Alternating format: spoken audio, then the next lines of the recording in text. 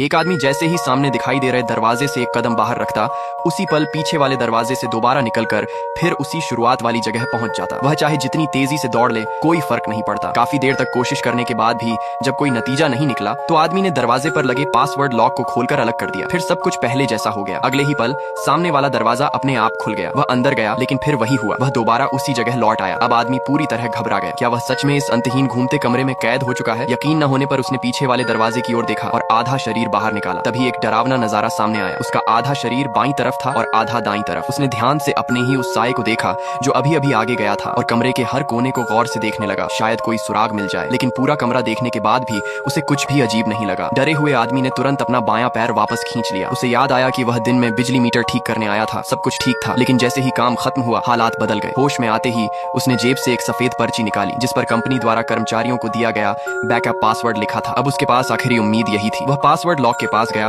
और कोड दोबारा डाला। डिंग डोंग की आवाज के साथ दरवाजा खुला, लेकिन नतीजा फिर वही रहा। चाहे उसने कितनी भी बार कोशिश की, वह इस अजीब कमरे से बाहर नहीं निकल पाया। आदमी टूट चुका था। वह वहीं खड़ा समझ नहीं पा रहा था कि अब क्या करे। उसने टोपी सिर पर रख ली ताकि खुद को शांत कर सके। उसे यकीन था कि यहाँ से निकलने का कोई न कोई तरीका जरूर होगा, बस अभी तक उसे दिखाई नहीं दिया। कुछ देर सोचने के बाद उसे एक उपाय सूझा। उसने कमर से टूल बैग उतारा और हाथ में लिया। फिर दरवाजे के पास जाकर दरवाजे को जबरदस्ती खोलकर नीचे की दरार में टूल बैग फंसा दिया। दोस्तों, अगर आप आगे की स्टोरी सुनना चाहते हैं तो कमेंट करके जरूर बताएं।